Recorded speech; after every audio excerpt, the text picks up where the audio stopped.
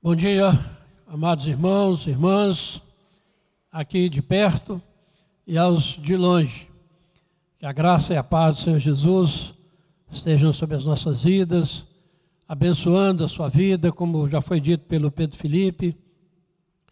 Nas primeiras horas, do primeiro dia da semana, nós temos o privilégio de estar reunidos para prestar um culto a Deus. Este é o sexto culto, depois da quarentena, e é o quarto dia que nós vamos celebrar a ceia do Senhor. E eu tenho dito aqui que celebrar a ceia é um privilégio, é a demonstração da graça de Deus sobre a nossa vida, e quando nós somos impedidos de estar à mesa do Senhor, representa uma disciplina do Senhor sobre a nossa vida. Por isso, estar presente aqui nesta manhã para celebrar a ceia do Senhor, relembre disso. Deus está manifestando a graça dele sobre a sua vida, trazendo você ao templo para participar dos elementos da ceia, que são fundamentais para a caminhada cristã. Esses dias a Organização Mundial de Saúde disse que a quarentena colocou o mundo de joelhos. Não sei quem ouviu essa declaração. E eu fiquei pensando, né? Mas colocou de joelho diante de quem? Será que foi diante do Deus Todo-Poderoso, Criador dos céus e da terra, ou não? Se fosse, estaria bom.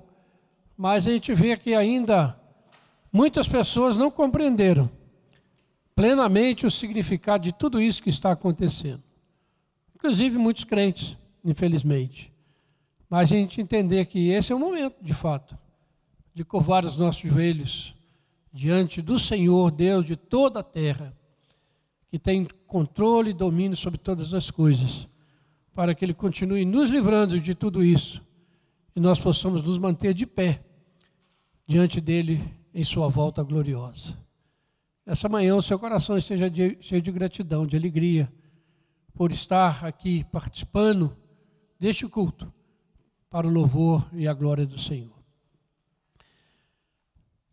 Nós temos, durante essa retomada da ceia do Senhor, nós temos trazido aqui algumas palavras tiradas das Institutas de Calvino, porque eu considero que são muito interessantes e são muito profundas para nos dar o verdadeiro entendimento da ceia do Senhor. Porque uma das coisas que eu aprendi durante esse tempo, longe da ceia, foi que precisamos de fato. E Deus me levou a isso, a mudar a maneira de celebrarmos a ceia.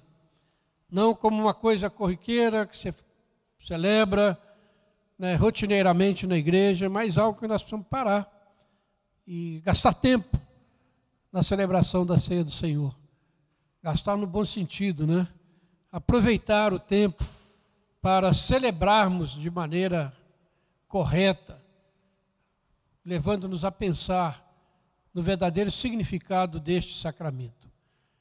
Então a gente tem procurado trazer mais reflexão, trazer mais um momento em que nós podemos reavaliar a maneira como nós temos nos aproximado da mesa do Senhor. E nessa manhã eu quero ler mais um texto tirado das Institutas, que diz o seguinte: não despojemos os sinais da sua realidade. Comungar não é somente crer. Então não podemos tirar dos sinais do pão e do cálice aquilo que eles realmente representam. E participar da mesa, junto com os irmãos, não é somente crer. Não há ninguém que tenha sentimentos religiosos que não admita que Jesus Cristo é o pão da vida, com o qual os fiéis são sustentados para a vida eterna. A diferença está no modo como a participação é realizada. Ou seja, todos os crentes creem que Jesus Cristo é o pão da vida. Agora, como cada grupo religioso, vamos colocar assim, o grupo de cristãos se aproxima da mesa? Há alguns que definem que comer a carne de Cristo e beber o seu sangue não é outra coisa senão crer em Cristo. A ceia seria um mero memorial da morte de Jesus, celebrada por aqueles que creem nele. Mas a mim me parece que Jesus quis dizer no seu sermão para os discípulos algo muito mais alto e sublime, ao nos recomendar comer a sua carne e beber o seu sangue, a saber que somos vivificados pela verdadeira participação que ele nos dá nele, o qual se significa com as palavras comer e beber, a fim de que ninguém pense que consiste em um simples conhecimento daquilo que aconteceu no passado. E um comentário, alguém faz, dizendo que Calvino supera aqui uma noção intelectual, que daria ao sacramento uma função unicamente cognitiva. Ele coloca a ceia em um plano realista de uma comunicação de vida, de uma comunhão real com Cristo, de uma participação nele. Porque assim como comer e o beber, e não apenas olhar para uma refeição, é o que dá sustento ao corpo físico, assim também é necessário que a alma seja verdadeiramente participante de Cristo, para ser mantida para a vida eterna. Entretanto, é preciso afirmar que este comer não acontece a não ser pela fé, pois não se pode imaginar nenhum outro modo. A diferença que existe entre os reformados e outros cristãos é que para muitos deles o comer não é outra coisa senão crer. Eu afirmo que nós comemos a carne de Cristo crendo, e que esse comer é um fruto e um efeito da fé. Ou dizendo mais claramente, eles entendem que o comer é a fé mesmo. Mas eu digo que o comer procede da fé. Quanto às palavras, a diferença é pequena, mas quanto à realidade é muito grande. Porque o apóstolo Paulo diz que Jesus habita em nossos corações pela fé. Efésios 3,17. Entretanto, ninguém pode interpretar que tal habitação é a fé mesmo. Mas todos compreendem que ele quis expressar um benefício singular e um efeito da fé na nossa vida, quando por meio dela, ou da fé, os fiéis entendem que Cristo habita neles. Do mesmo modo, o Senhor Jesus, ao chamar-se o pão da vida, não somente quis mostrar que nossa salvação consiste da fé em sua morte e ressurreição, mas também que pela verdadeira comunhão que temos com Ele, a sua vida é transferida a nós e feita a nós, da mesma forma que o pão, quando se come como alimento, dá vigor e força ao corpo. Que visão maravilhosa da ceia do Senhor.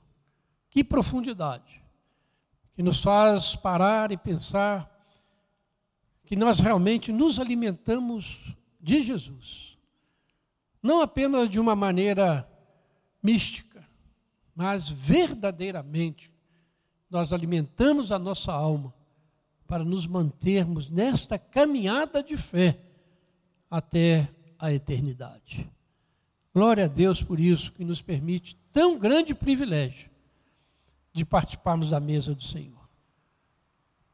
Porque participar da mesa é testemunhar ao mundo da morte e da ressurreição do Senhor até que Ele venha. Estamos testemunhando isso. Às vezes não compreendemos, mas diante de Deus há um testemunho muito forte de que Jesus Cristo de fato morreu e ressuscitou em nosso favor.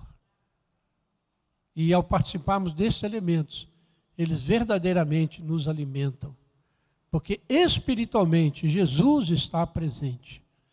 É claro que não fisicamente, na transubstanciação nós não cremos, mas de fato, espiritualmente, Ele nos alimenta com o seu corpo e com o seu sangue. Que privilégio, irmãos, sermos o povo de Deus. Convido você a abrir a sua Bíblia no texto clássico, onde Paulo nos instrui quanto à celebração da ceia do Senhor, 1 Coríntios 11, do verso 23 ao verso 32.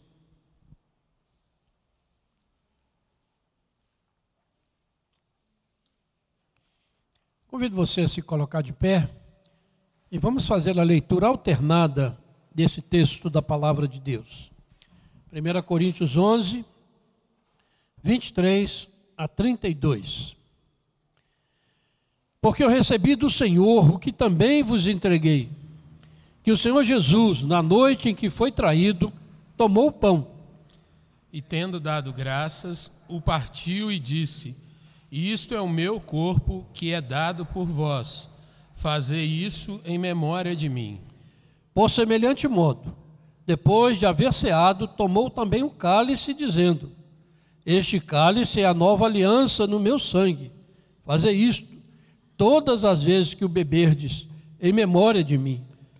Porque todas as vezes que comerdes este pão e beberdes o cálice, anunciais a morte do Senhor até que Ele venha. Por isso, aquele que comer o pão ou beber o cálice do Senhor indignamente, será réu do corpo e do sangue do Senhor. Examine-se, pois, o homem a si mesmo, e assim coma do pão e beba do cálice. Pois quem come e bebe sem discernir o corpo, come e bebe juízo para si. Eis a razão porque há entre vós muitos fracos e doentes, e não poucos que dormem. Porque se nos julgássemos a nós mesmos, não seríamos julgados. Mas quando julgados, somos disciplinados pelo Senhor, para não sermos condenados com o mundo. Amém.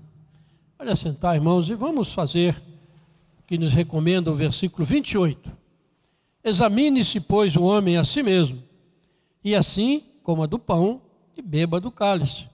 Vamos ter um momento de oração, você e Deus, pessoal, onde você reconhece o seu pecado, as suas falhas, a sua negligência, onde você pede perdão ao Senhor, de maneira que você possa tornar-se digno deste momento na presença do nosso Deus.